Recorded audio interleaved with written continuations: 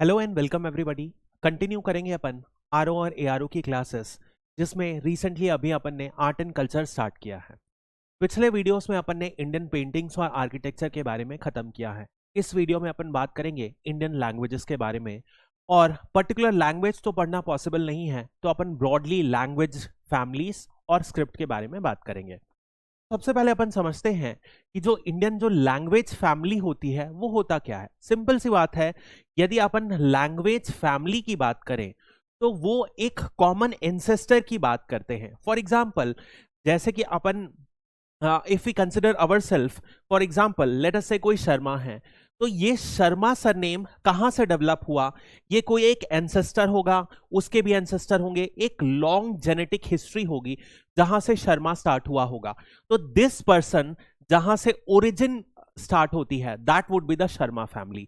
उसी वजह से, उसी तरीके से आप ऐसा समझ सकते हो, जो कॉमन ओरिजिन है, एक लैंग्वेज ग्रुप है, जैसे फॉर एग्जांपल अपन इंडो आर्यन ग्रुप की बात करते हैं, तो वो कॉमन पॉइंट जहां से पूरी की पूरी इंडो यूरोपियन लैंग्वेजेस की जो फैमिली है इवॉल्व हुई, जितनी भी लैंग्वेजेस है कहीं ना कहीं इसी से स्प्रिंकल आउट होके कॉमन ओरिजिन यदि अपन रेट्रोस्पेक्टिवली ट्रेस करें तो उससे ओरिजिनेट होती है, that is a language group.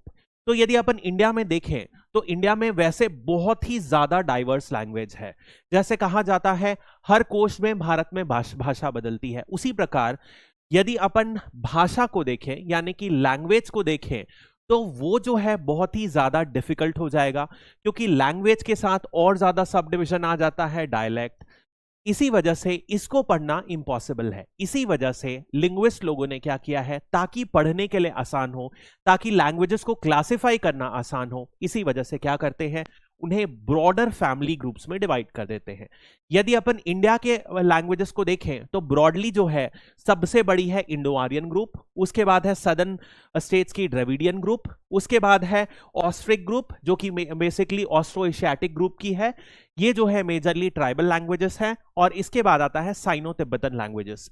बाकी एग्जिस्ट करती हैं, लेकिन आप देखोगे इनका जो प्रेजेंस है, इवन साइनो तिब्बतन ग्रुप ही बहुत छोटा सा प्रेजेंस है, ऑस्ट्रो एशियाटिक ग्रुप भी बहुत छोटा सा प्रेजेंस है, तो बाकी तो आप मान सकते हो बिल्कुल इग्नोर किया जा सकता है। This is the basic structure of language family. समझते हैं अपन। अब यदि अपन पूरे को मैप तरीके से ब्रॉडर समझने की कोशिश करें तो एक क्लासिफिकेशन तो सबसे आसान है, जो है द्रविडियन क्लासिफिकेशन, यानी कि वो सारी लैंग्वेजेस जो द्रविडियन रेस के द्वारा बोली जाती है। और ये अपने को पता है, ये सारी के सारी जो रहेंगी सदर्न इंडिया के जो स्टेट्स की लैंग्वेजेस रहेंगी वो द्रविडियन आएगी। इसमें बहुत सारी ट्राइबल लैंग्वेजेस हैं, और कुछ मेजर जो हैं तमिल, तेलुगु जो हर स्टेट के हिसाब से है, मलयालम ऑफ केरला, देन उसके बाद Tamil of Tamil Nadu, then Telugu and Kannada of Karnataka. ये चार मेजर सिविलाइज्ड लैंग्वेजेस हैं, बाकी ट्राइबल लैंग्वेजेस तो बहुत सारी हैं। इसके अलावा जो सबसे बड़ा ग्रुप है वो आप देखोगे कंटिगुअस बेल्ट रहेगी, जो पूरे के पूरे नॉर्दर्न प्लेन्स को और अप टू यदि आप देखोगे महाराष्ट्र को इंक्लूड करेगा, वो है इंडो आर्यन लैंग्वेजेस। और इसके अलावा यदि अपन देखेंगे तो जितनी भी ट्राइबल एरियाज हैं, चाहे वो छोटा नागपुर प्लेट्यू और उसका एक्सटेंशन छत्तीसगढ़ में हो, या फिर आपको यहां पर लक्षद्वीप मिलेगा, या तो in the tri state area of Karnataka, Kerala and Tamil Nadu, यहां पर नीलगिरी हिल्स है उनके एरिया में है, या तो फिर अंडमान एंड निकोबार के लैंग्वेजेस मिलेंगी। ये सारी जो ट्राइबल लैंग्वेजेस है मोस्टली ऑस्ट्रो एशियाटिक लैंग्वेजेस के अंदर आती है, जो यहां पर हाईलाइटेड है। इसके अलावा जो ये वाला स्टेट्स है कंटिगुअस, जो पूरी बेल्ट है जो चाइना के साथ बॉर्डर करता है, वहां पे आपको साइनो तिब्बतन, जिसकी एक ब्रांच है बर्मा वाली भी, सो बर्मा वाली भी जो है तिब्बतो बर्मन लैंग्वेजेस भी आपको यहां पर देखने मिलेगी। ये ब्रॉड क्लासिफिकेशन है। आप मैप के जरिए, कई बार पूछा जा सकता है मैप में इस एरिया में कौन सी मेजर लैंग्वेज ग्रुप्स है।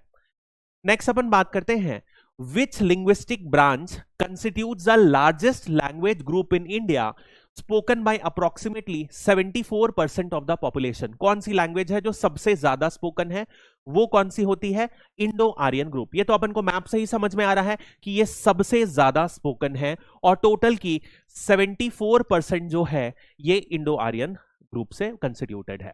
यदि अपन इंडो आर्यन ग्रुप को समझें तो ये और बड़ा एक क्लासिफिकेशन है इंडो यूरोपियन लैंग्वेजेस, ये उस फैमिली के अंदर बिलोंग करती है जिसमें आज की डेट में आपको जितनी भी मेजर लैंग्वेजेस मिलेगी, चाहे सारी की सारी यूरोपियन हो, वेस्ट एशियन हो या फिर इंडिया की हो, ये सारी की सारी लैंग्वेजेस जो है आप देखोगे इसी इंडो यूरोपियन लैंग्वेज से ही इवॉल्व हुई है। ऐसा क्यों हुआ? क्योंकि जो माना जाता है ये जो सारे के सारे लैंग्वेजेस हैं आर्यन लोगों ने के जरिए फैली है अलग अलग, और आर्यन की एग्जैक्ट पॉइंट ऑफ जो ओरिजिन है वो अभी तक डिबेटेड है। कई लोग मानते हैं कि ये नॉर्डिक्स के आसपास यानी कि स्कैंडिनेवियन कंट्रीज के आसपास से आर्यंस निकले थे और फिर through out the world travel किया, यूरोप में और इंडिया में स्प्रेड हुए। वहीं पर कई लोगों का मानना है कि ये वेस्ट यूरोपियन ओरिजिन है। तो क्या एग्जैक्ट पॉइंट है आर्यंस का ओरिजिन, ये डिबेटेड है। और इसी वजह से जहां जहां आर्यंस गए उनकी ये जो वाइडर फैमिली है इंडो यूरोपियन फैमिली, उसी के अंदर सब क्लासिफाई होते गए।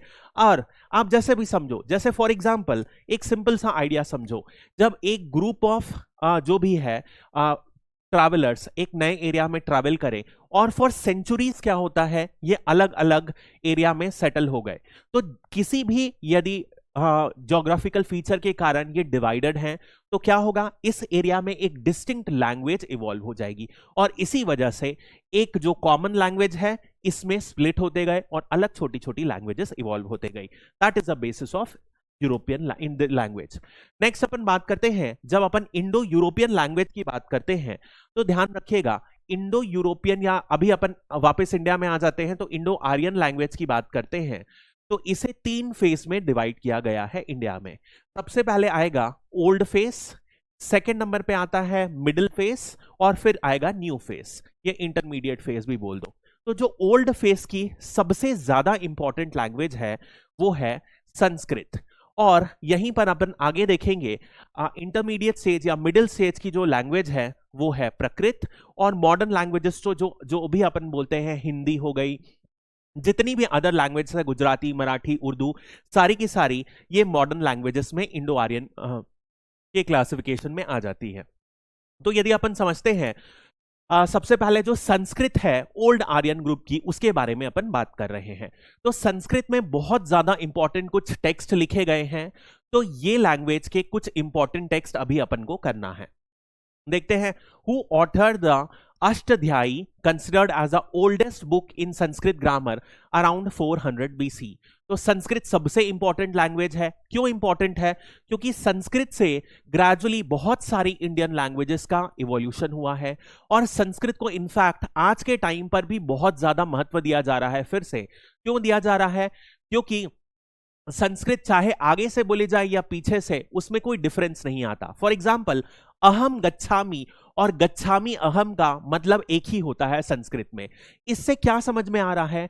समझ में यह आ रहा है कि किसी भी ऑर्डर में यदि सेंटेंस फ्रेमिंग की जाए संस्कृत वर्ड लैंग्वेज को यूज करके तो कोई प्रॉब्लम नहीं आती, और इसी वजह से बहुत सारे साइंटिस्ट आजकल इसे सुपर कंप्यूटर बनाने में स्टडी कर रहे हैं कि कैसे संस्कृत सुपर कंप्यूटर में हेल्प कर सकती है। कोई भी अदर लैंग्वेज में आप यदि सेंटेंस को आगे पीछे कर दोगे तो उसका एसेंस या मतलब चेंज हो जाता है। Sanskrit is an exception. तो अभी अपन बात करते हैं अष्टाध्यायी कौन सी बुक है? सबसे पुरानी संस्कृत ग्रामर की बुक है जो 400 BC में लिखी गई थी। इसके ऑथर कौन है? पनिनी। ठीक है, इंपॉर्टेंट है, ध्यान रखिएगा। अब यदि अपन ओल्ड इंडो आर्यन ग्रुप के जो लैंग्वेज की बात करें तो याद कीजिए इंडस वैली सिविलाइजेशन क्या हुआ, 2200-2300 BCE के आसपास स्टार्ट हुआ था, और उसके बाद क्या हुआ, ग्रेजुअली ये करीब करीब 1700 BCE के आसपास तक चला। इसके बाद क्या हुआ, कुछ समय का एक ब्लीक है जब हिस्टोरियंस को पता नहीं है। फिर ग्रेजुअली ऋग्वेदिक पीरियड स्टार्ट हुआ, और ऋग्वेदिक पीरियड में क्या हुआ, संस्कृत डेवलप हुई अराउंड फ्रॉम 1500 BCE। यहां से आप देखोगे संस्कृत सबसे इंपॉर्टेंट भाषा बन गई, और जितने भी आप देखोगे उपनिषद्स हैं, पुराणास हैं, धर्म शास्त्र हैं, ये सारे के सारे संस्कृत में ही लिखे गए। और आप यदि संस्कृत की इंपॉर्टेंस जानोगे तो थोड़े से समय के बाद डिक्लाइन हुई, बट कुछ फेजेस में जैसे कि गुप्ता पीरियड में एक बहुत ही इंपॉर्टेंट लैंग्वेज बन गई संस्कृत, और आम जनों के साथ साथ कोर्ट लैंग्वेज के रूप में भी पहली बार गुप्ता एम्पायर के रूप में संस्कृत का यूज किया गया, एक कोर्ट लैंग्वेज के तौर पर इमर्ज आउट हुई। नेक्स्ट क्वेश्चन देखते हैं, who was the writer of Buddha Charita. Buddha Charita भी एक बहुत ही इंपॉर्टेंट वर्क है जो संस्कृत में लिखा गया है। ध्यान रखिएगा ये एक एक्सेप्शन है, क्योंकि ओरिजिनली यदि आप जितने भी बुद्धिस्ट वर्क देखोगे वो सारी एक भाषा में लिखे गए हैं, वो पाली में लिखे गए हैं। और एक बुद्धा की जो ऑटोबायोग्राफी है बुद्धा चरिता, वो लिखी गई है संस्कृत में और इसे लिखा है अश्वघोष ने। इंपॉर्टेंट है, ध्यान रखिएगा क्यों लिखा गया है।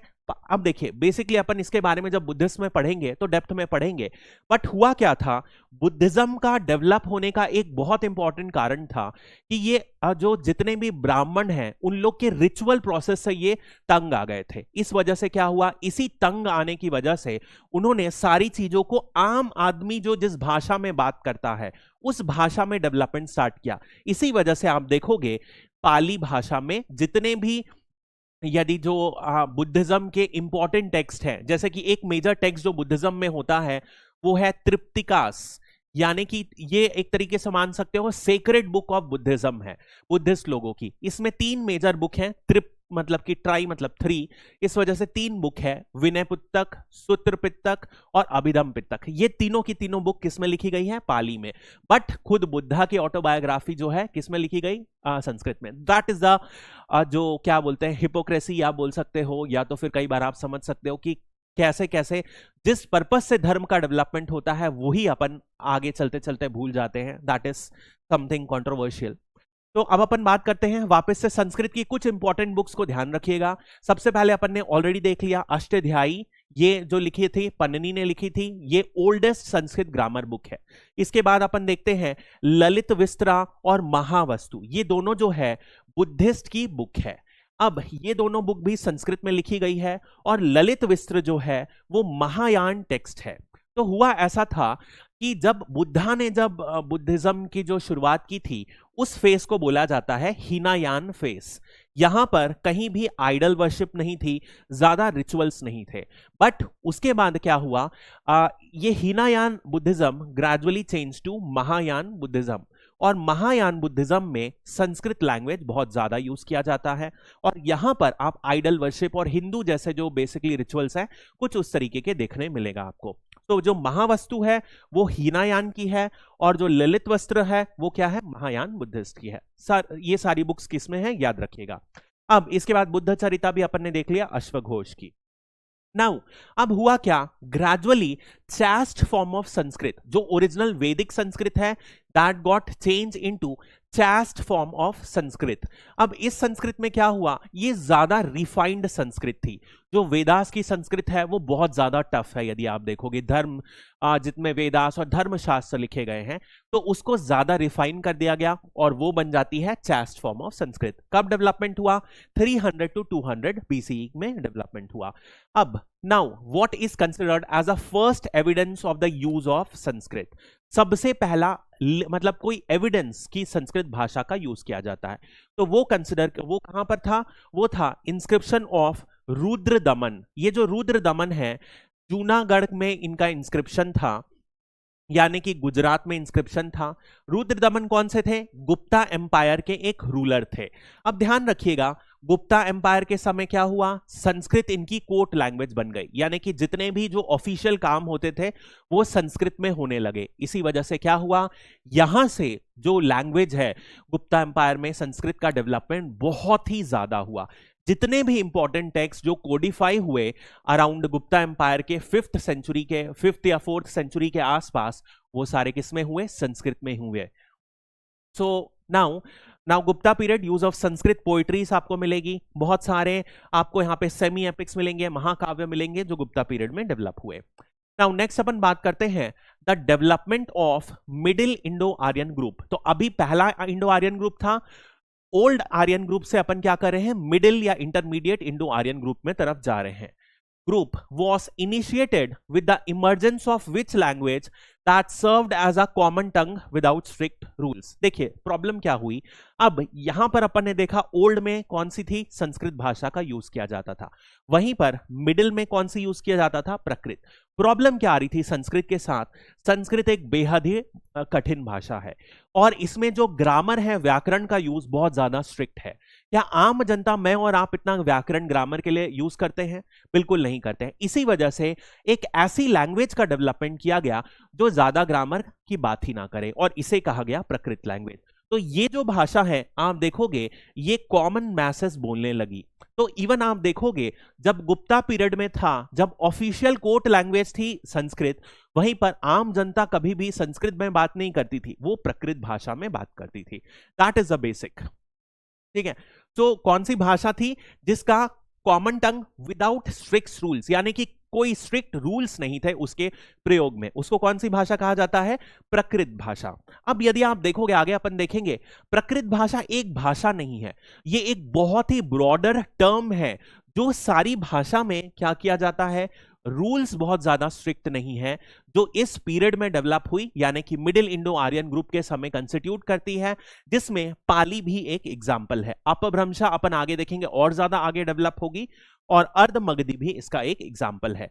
महाराष्ट्री पाली वो भी एक एग्जाम्पल है। तो ये सारी भाषाओं को एक नाम दिया गया प्रकृत। तो प्रकृत भाषा क्या है? जो समान लोगों के द्वारा अपनी नॉर्मल लाइफ में बोलचाल के लिए यूज की जाती है, जिसमें कोई कठिन रूल्स ना हो, उसे कहा जाता है प्रकृत भाषा। तो this is the middle Indo Aryan languages, जो 600 BC से 1000 AD तक रही, और 1000 AD के बाद अपन देखेंगे मॉडर्न आर्यन लैंग्वेजेस जो हैं डेवलप होने लगी।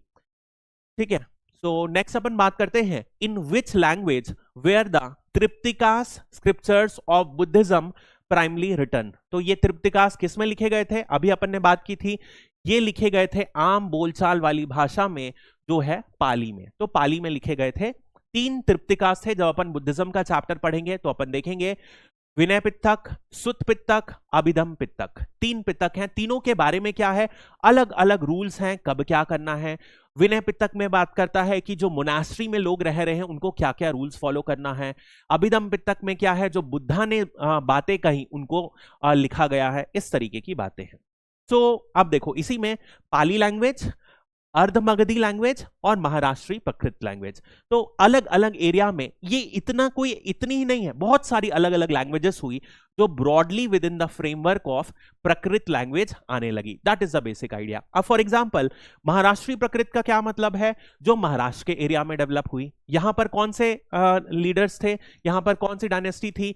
तो वो सतवाहनास डायनेस्टी थी। सतवाहनास कौन थे? ब्राह्मण थे। ब्राह्मण का डेवलपमेंट हुआ तो इन्होंने लोकल जो लैंग्वेज इवॉल्व करी वो थी महाराष्ट्र प्रकृत। इसी के तौर पर यदि आप देखोगे पाली लैंग्वेज, तो इसी लैंग्वेज में अपन ने देखा त्रिपिटकास हुई। अर्धमगधी आप बात करोगे तो ये बोलचाल की भाषा आप देखोगे, दोनों बुद्धा और महावीर जो जैन के 24th तीर्थंकर थे वो भी इस भाषा का प्रयोग करते थे, आम बोलचाल की भाषा। मगध के थे तो इसे मगधी प्रकृत भी कहा जाता है। तो बेसिकली वो प्रकृत जो मगध के एरिया में, यानी कि प्रेजेंट बिहार के एरिया में बोली जाती है, जहां पर दोनों जैन के तीर्थंकर महावीर और बुद्धा बोलचाल के लिए यूज करते थे जिन लैंग्वेज को। नेक्स्ट अपन बात करते हैं, which of the following is the sacred text of Jainism. Jain का सेक्रेट टेक्स्ट कौन सा है? ज़ेंड अवेस्ता, ये जो है ये जोरास्ट्रियंस यानी कि पारसीस लोग का सेक्रेट टेक्स्ट है। त्रिपिटका अभी अपन ने देख लिया, ये किसका है? बुद्धिस्ट लोगों का सेक्रेट टेक्स्ट है। भगवत गीता अपन ऑलरेडी जानते हैं हिंदूज का टेक्स्ट है। आगम जो है ये जैन लोगों का सेक्रेट टेक्स्ट है, इसे अर्धमगधी में लिखा गया है। ठीक है, तो जहां पे त्रिपिटकास को पाली में लिखा गया है, जो आगम्स हैं उन्हें किस में लिखा गया है? अर्धमगधी में। तो नेक्स्ट अपन अब आ जाते हैं नेक्स्ट इवोल्यूशन की तरफ, वो है जो मॉडर्न लैंग्वेज का इवोल्यूशन हुआ इंडो आर्यन, यहां से डेवलप हुआ अपभ्रंशा। अब देखो इस लैंग्वेज का मतलब, अपभ्रंशा का जो लिटरल मीनिंग होता है वो होता है करप्ट। करप्ट या जिसमें कोई भी ग्रामर ना हो, उसे कहा जाता है अपभ्रंशा लैंग्वेज। यानी कि अब जैसे इंटरमीडिएट स्टेज से मॉडर्न स्टेज में इवॉल्व हुआ, तो जो लैंग्वेज थी ग्रामर वाइज और ज्यादा डिटेरियोरेट हो गई, कोई भी ग्रामर नहीं फॉलो किया जाए, उसे कहा जाता है अपभ्रंशा लैंग्वेज। और यहीं से क्या हुआ आप देखोगे, ये एक इंटरमीडिएट स्टेज और मॉडर्न लैंग्वेज के बीच में एक ट्रांजिटरी स्टेज की तरह एक्ट करती है। That is a basic idea. So कहां से डेवलपमेंट हुआ? 6 से 7 सेंचुरी के बीच में इनका डेवलपमेंट हुआ। नाउ देखो, मॉडर्न इंडो आर्यन लैंग्वेजेस को यदि आप देखोगे तो जितनी भी लैंग्वेजेस आप देख रहे हो आज के तौर पर जो बोली जाती है, नॉर्थ में देखा, बेसिकली ये जो लॉन्ग लैंग्वेजेस है नॉर्थ इंडिया में, वेस्टर्न इंडिया में और एक्सट्रीम ट्राइबल एरियाज को छोड़कर ईस्टर्न इंडिया के जो एरियाज हैं उनमें ये लैंग्वेज बहुत कॉमनली बोली जाती है। तो जितनी भी लैंग्वेज आपको आ रही है, जितनी भी हिंदी बेल्ट की आएगी, चाहे गुजराती, मराठी, हिंदी, सिंधी, पंजाबी, बंगाली, उड़िया, आसामीज, ये सारी की सारी language modern Indo Aryan language ही है। सो नेक्स्ट अपन बात करते हैं, नेक्स्ट ग्रुप में आते हैं अपन, जो कि है द्रविडियन ग्रुप। ये second most spoken language group है। पहले अपन ने देखा इंडो आर्यन ग्रुप जो कि 76% था। ये जो है 24 से 25% के बीच में इस लैंग्वेज को स्पोकन किया जाता है। देखा अपन ने जो सदर्न स्टेट्स हैं वो वाले सदर्न स्टेट्स में ये द्रविडियन लैंग्वेजेस को बोला जाता है। Now which is the oldest and the newest Dravidian language? TET 2018 का क्वेश्चन है, कौन सी ओल्डेस्ट और कौन सी न्यूएस्ट द्रविडियन लैंग्वेज है? तो जो ओल्डेस्ट है उसका नाम है तमिल और वहीं पर जो न्यूएस्ट है वो है मलयालम। ध्यान रखिएगा, ये जो मलयालम लैंग्वेज है ये सबसे ज्यादा स्मॉलेस्ट कंस्टिट्यूएंट भी है बोला जाता है। जब स्टेट का लिंग्विस्टिक रीऑर्गेनाइजेशन हुआ था, देखा था अपन ने 1953 में, अपन ने पॉलिटी में पढ़ा था कि फैजल अली कमीशन सेटअप हुई थी और उस कमिटी के रिकमेंडेशन के बेसिस में क्या हुआ था, 1956 में स्टेट रीऑर्गेनाइजेशन एक्ट बनाया गया था और उस एक्ट के तहत क्या हुआ था, स्टेट्स को लैंग्वेज के बेसिस में डिवाइड कर दिया गया था और उसी बेसिस में तमिलनाडु बना तमिल लैंग्वेज पर। ये द्रविड़ नाडु जो पूरा का पूरा कॉन्सेप्ट है उसे उसकी डिमांड को सप्रेस करने के लिए लैंग्वेज के बेसिस में स्टेट्स को डिवाइड किया गया। आंध्र प्रदेश तेलुगु के लिए बना, कर्नाटक बना कन्नड़ लैंग्वेज के लिए, तमिलनाडु बना ये तमिल से, और मलयालम स्पीकिंग लैंग्वेज वालों का बन गया Kerala. This is the basic idea. तो अब यहां पर अगेन यदि आप देखोगे जो सबसे इंपॉर्टेंट ग्रुप है ये सदर्न ग्रुप है। इसमें सबसे जो 4 इंपॉर्टेंट लैंग्वेजेस हैं अपन ने देखा वो है। इसके अलावा सेंट्रल ग्रुप में बहुत सारी ट्राइबल लैंग्वेजेस हैं। नाम याद रखना है, नहीं याद रखना है, क्योंकि इन द एग्जाम ये सारी लैंग्वेजेस कोई मेजर ट्राइब्स भी नहीं है, कभी याद नहीं रहेगा। सो लैंग्वेज का नाम बिल्कुल छोड़ दीजिए। 4 मेजर ट्राइबल लैंग्वेजेस का जो सिविलाइज्ड लैंग्वेजेस है उनका नाम ध्यान रखना है। इसके अलावा नॉर्दर्न ग्रुप में भी देखोगे तो ये लैंग्वेजेस हैं ब्राहुई, माल्टो और कुरुक। ये माल्टो और कुरुक जो है ये बेसिकली उड़ीसा और बंगाल के एरिया में बोली जाती है। ब्राहुई जो है नॉर्थ वेस्ट इंडिया और पाकिस्तान में बोली जाती है। ये पर्टिकुलरली ब्राहुई जो है बलूचिस्तान में बोली जाती है। ऐसे ही सारी लैंग्वेज का आपको ध्यान नहीं रखना, 4 मेजर द्रविडियन लैंग्वेजेस ध्यान रखना है। नेक्स्ट अपन आते हैं साइनो तिब्बतन ग्रुप। पूरा का पूरा जो इंडिया का बॉर्डर चाइना के साथ शेयर होता है वो मैप में अपन ने देखा, वो कौन सी आएगी, साइनो तिब्बतन लैंग्वेज।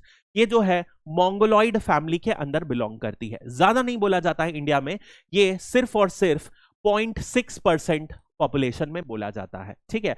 और यदि आप देखोगे तो पूरे के पूरे हिमालयास में राइट फ्रॉम लद्दाख से अरुणाचल प्रदेश तक जो पूरी की पूरी कंटिगुअस बेल्ट है वहां पर यह भाषा को बोला जाता है। अब सवाल उठता है तो नाम याद रखना है, नाम याद रखने की जरूरत नहीं है, क्योंकि ये सारी जो नाम है ये सारी की सारी ट्राइब्स का नाम है जिनके ऊपर ये भाषा लिखी गई है। फॉर एग्जाम्पल आप देखिए, या तो एरिया का नाम है या तो ट्राइब का नाम है। फॉर एग्जाम्पल यदि आप देखोगे तो आसाम में लैंग्वेजेस का नाम देखो, अबोर, मिरी, डाफला, मिश्मी। कुछ याद आया? ये सारी की सारी अपन ने पढ़ा है, रेंजेस हैं हिमालयस के अंदर। सिमिलरली अपन ने देखा है लिंबू एक ट्राइब है सिक्किम में, उसके बारे में देखा है। तिब्बतन में ये सारी की सारी ट्राइब्स या एरिया का नाम है जो यदि आप देखोगे ये नॉर्थ ईस्ट या कंटिगुअस चाइना बॉर्डर में है, तो इनको आपको ध्यान रखना है। बस इतना से, इसमें याद करने की कोई भी जरूरत नहीं है। एक अहोम लैंग्वेज है जो इंपॉर्टेंट है, इस लैंग्वेज का सब क्लासिफिकेशन आपको ध्यान रखने की जरूरत नहीं है। नेक्स्ट अपन आते हैं Munda language group belongs to which family. अब आ चुके हैं अपन फाइनली लास्ट जो मेजर फैमिली ग्रुप है इंडो ऑस्ट्रो एशियाटिक ग्रुप, उसके बारे में। मुंडा ध्यान रखिएगा, ये जो है ये एक ट्राइब है, मुंडा ट्राइब। मुंडा हो गए, संथाल हो गए, मुंडा रिबेलियन का भी पढ़ते हैं मॉडर्न इंडिया में। तो ये जो सारी की सारी ट्राइब्स हैं ये क्या है, सारी की ट्राइब्स की जो लैंग्वेज होती है वो है ऑस्ट्रो एशियाटिक लैंग्वेज आती है। उसी के अंदर एक लैंग्वेज है, मतलब सब फैमिली है ऑस्ट्रिक, उसके अंदर ये सारी ट्राइबल लैंग्वेज आती है। इसे ओल्ड संस्कृत में कहा जाता था, जो वैदिक टाइम में निषाद की लैंग्वेज, जो बेसिकली जब अर्जुन प्रैक्टिस करता रहता है तो एक निषाद ही आकर उस द्रोणाचार्य जी से सीख लेता है। तो वो निषाद कौन था? वो एक ट्राइबल बंदा था। इसी वजह से वो जो है आप देखोगे इनकी जो लैंग्वेज है, इनका रहन सहन अलग था और ये निषाद कैटेगरी में आते थे। तो ऑस्ट्रो एशियाटिक सब फैमिली के अंदर आते हैं। और इसमें याद रखिएगा कुछ एग्जेम्पशंस हैं जो कि मॉन खाइमर ग्रुप में भी आते हैं। मॉन खाइमर मतलब कि जो नॉर्थ ईस्ट से भी बाजू लगे हुए स्टेट्स हैं, यानी कि म्यांमार और वियतनाम की जो लैंग्वेज एक्सटेंशन है वो सदन में होती है। एक निकोबारीज लैंग्वेज है और एक खासी लैंग्वेज है। ये है मॉन खाइमर ग्रुप के। ध्यान रखिएगा क्योंकि ये सिर्फ दो ऐसी लैंग्वेज हैं इंडिया में जो मॉन खाइमर ग्रुप की हैं, इसी वजह से इनको आप ध्यान रख सकते हो, कभी हो सकता है एग्जाम में आ जाए। बाकी जितनी भी ट्राइबल लैंग्वेज है, संथाली हो गई लैंग्वेज हो गई, कोई भी ट्राइबल लैंग्वेज जो आप ट्राइब का नाम सुन रहे हैं उनकी लैंग्वेज किस में आएगी? इसी में, ऑस्ट्रो एशियाटिक ग्रुप में। नेक्स्ट अपन बात कर रहे हैं स्क्रिप्ट्स के बारे में। स्क्रिप्ट्स क्या होती है? सिंपल, जैसे अपन भाषा को बोलते हैं तो उसको लिखने के लिए जो भी प्रक्रिया, या तो सिंबल्स या तो अल्फाबेट्स, उनको यूज किया जाता है, वो कंस्टिट्यूट होती है स्क्रिप्ट्स के बारे में। अब ध्यान रखिएगा इंडिया में दो सबसे प्रोमिनेंट ओल्ड स्क्रिप्ट्स हैं जो सबसे इंपॉर्टेंट है, जिसमें ब्रह्मी स्क्रिप्ट। जो ब्रह्मी स्क्रिप्ट है ये इंडिया के लिए mother of all other scripts मानी जाती है, क्योंकि अपन देखेंगे जितनी भी स्क्रिप्ट्स हैं वो कहीं ना कहीं ब्रह्मी स्क्रिप्ट से ही आगे इवॉल्व हुई हैं। सो नेक्स्ट अपन देखेंगे, now the earliest inscription found in India were written in, कौन से स्क्रिप्ट में लिखे गए थे? एपीपीएससी का 2017 का क्वेश्चन है। तो यहां पर अगेन लिखा जाएगा ब्रह्मी स्क्रिप्ट में, प्रकृत में सबसे पहली बार लिखा गया है। That is the oldest script जो डेसिफर की गई है। इसके पहले देखो इंडस वैली सिविलाइजेशन अपन ने पढ़ा है। इंडस वैली सिविलाइजेशन में भी एक इंडस स्क्रिप्ट थी जो कि बेसिकली एक पिक्टोग्राफिक स्क्रिप्ट थी। पिक्टोग्राफिक यानी कि अल्फाबेट्स नहीं थे, पिक्चर से कुछ कन्वे करते थे। लेकिन इस स्क्रिप्ट को अभी तक डेसिफर नहीं किया गया है, यानी कि इसका मतलब क्या है, कौन सा अल्फाबेट क्या रिप्रेजेंट करता है, यह अभी तक बताया नहीं गया है। That is a basic idea of script. Next अपन बात करते हैं ब्रह्मी स्क्रिप्ट। ब्रह्मी स्क्रिप्ट जो है ये सबसे पुरानी जो है राइटिंग स्क्रिप्ट है वो यही है। इसी वजह से आप देखोगे ना सिर्फ इंडिया में बल्कि इंडिया के आसपास भी जितनी भी इंडिक स्क्रिप्ट्स हैं जो साउथ ईस्ट एशिया में भी हैं वो भी इसी ब्रह्मा स्क्रिप्ट से, ब्राह्मी स्क्रिप्ट से इवॉल्व हुए हैं। इसको पहली बार यदि आप देखो, ये क्वेश्चन बहुत बार पूछा जा चुका है, सबसे पहली बार किसने डेसिफर किया था, क्या मतलब होता है? तो वो है James Prinsep. He was a person जिन्होंने ब्रह्मी स्क्रिप्ट को डेसिफर किया। ये यूपीएससी 2016 का क्वेश्चन है, who deciphered the Brahmi script. Next अपन बात करते हैं, इसे नॉर्मल हिंदी में जैसे लेफ्ट टू राइट लिखते हैं वैसे ही लिखा जाता है। कब है? 252 232 बीसी के आसपास इसका डेवलपमेंट हुआ। नेक्स्ट यदि अपन बात करते हैं, the rock addicts of Ashoka located at Shahbazgarhi is in, कौन सी स्क्रिप्ट में है? तो ध्यान रखिएगा जो रॉक एडिक्स हैं अशोका के, यहां पर 14 मेजर रॉक एडिक्स हैं। ये जो मेजर रॉक एडिक्स हैं वो किस में लिखे गए हैं? दो भाषा में लिखे गए हैं। एक जो है एक स्क्रिप्ट में है, ब्रह्मी स्क्रिप्ट में लिखे गए हैं जिसे नॉर्मली प्राकृत भाषा में लिखा गया है, और दूसरे जो है खारोष्टी स्क्रिप्ट में लिखा गया है। खारोष्टी स्क्रिप्ट भी अपन आगे पढ़ेंगे, ये एक दूसरी ब्रह्मी की सिस्टर स्क्रिप्ट है। तो जितने भी जो इनलैंड में यानी जो इंडिया के मेजर पोर्शंस में है वो सारे में ब्रह्मी स्क्रिप्ट का यूज किया गया है अशोका के मेजर रॉक एडिक्स में। लेकिन जो नॉर्थ वेस्ट में है यानी कि नॉर्थ वेस्ट इंडिया में, पर्टिकुलरली या तो पाकिस्तान में हो, नॉर्थ वेस्ट इंडिया यानी जम्मू एंड कश्मीर के कुछ रीजन्स में, या तो फिर ये अफगानिस्तान में है, ये सारी को किसमें लिखा गया है? खारोष्टी स्क्रिप्ट में लिखा गया है। ये जो एरिया है शाहबाजगढ़, ये अगेन अफगानिस्तान पाकिस्तान एरिया में आता है, तो इसे लिखा गया है खारोष्टी स्क्रिप्ट में। बाकी सारी अदर स्क्रिप्ट्स को, जितने भी इंस्क्रिप्शन है, किसमें लिखा गया है? अशोका के ब्रह्मी स्क्रिप्ट में लिखा गया है।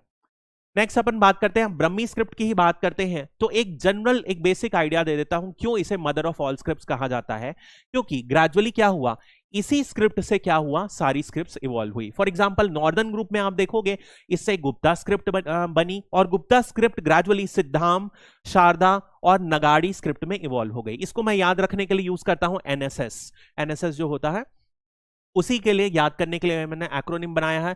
और इससे अलग अलग स्क्रिप्ट हुई। नगाड़ी से अपनी प्रेजेंटली देवानगरी स्क्रिप्ट बनी जिसमें अपन हिंदी लिखते हैं। शारदा से जो बनी गुरुमुखी स्क्रिप्ट जिसमें पंजाबी लिखा जाता है। सिद्धाम से जो मेजरली जो ईस्ट इंडिया की जो स्क्रिप्ट बनी वो बनी इसमें। इसके बाद यदि सदन आप देखोगे तो इसमें दो मेजर आता है, ग्रंथ स्क्रिप्ट जिसमें मलयालम लिखा जाता है, वटेलट्टू जिसमें तमिल लिखा जाता है, और ये जो है नॉर्मली कादंबा, आप ध्यान रखिए कादंबा से कन्नड़ लिखा जाता है। थोड़ा सा कॉम्प्लेक्स है, एक बार जस्ट नाम देख लेना विच ऑफ दिस स्क्रिप्ट से कौन सी इवॉल्व हुई, ज्यादा डेप्थ में जाने की जरूरत बिल्कुल भी नहीं है।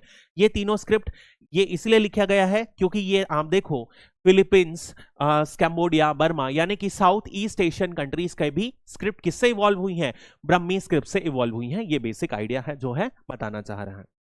नेक्स्ट अपन बात करते हैं, in which part of the ancient India was the Kharosthi script use between 3rd century BC and 3rd century AD. ध्यान रखिएगा ये वही टाइम पीरियड है जब कौन सी स्क्रिप्ट डेवलप हुई, ब्रह्मी स्क्रिप्ट डेवलप हुई। यानी कि एक तरफ जहां इंडिया में कौन सी स्क्रिप्ट डेवलप हो रही थी, ब्रह्मी स्क्रिप्ट, वहीं पर दूसरी तरफ north west portion of Indian सब कॉन्टिनेंट में खारोष्टी स्क्रिप्ट डेवलप हो रही थी। North west portion of Indian सब कॉन्टिनेंट, इंडिया नहीं बोल रहा हूं, इंडियन सब कॉन्टिनेंट बोल रहा हूं, यानी साउथ एशिया का नॉर्थ वेस्ट पोर्शन। तो कौन सा आएगा, मगध गलत, सेंट्रल रीजन गलत, सदर्न रीजन गलत, गांधार रीजन यानी कि अफगानिस्तान और पाकिस्तान वाले रीजन। नेक्स्ट अपन बात करते हैं, इसी के बारे में पढ़ते हैं, खारोष्टी स्क्रिप्ट। इसे कहा जाता है sister script of Brahmi script. ठीक है, इसे लिखा जाता है राइट टू लेफ्ट, पहले राइट से यानी कि ऐसे लिखा जाता है, ऐसे इस तरीके से, अनलाइक हिंदी और अपन जो ब्रह्मी स्क्रिप्ट है जिसे ऐसे ऐसे लिखते हैं। ठीक है, सो डेवलपमेंट अपन ने ऑलरेडी देख लिया, गांधार के एरिया में डेवलपमेंट हुआ है। नेक्स्ट अपन बात करते हैं, which English man deciphered the Kharosthi script. AWS का पेपर का क्वेश्चन है, किसने डेसिफर किया खारोष्टी स्क्रिप्ट, तो कौन डेसिफर किया, James Prinsep. The same guy who deciphered the Brahmi script, उसी ने ही डेसिफर किया खारोष्टी स्क्रिप्ट को भी। So that is all for this video. Thank you and have a great day.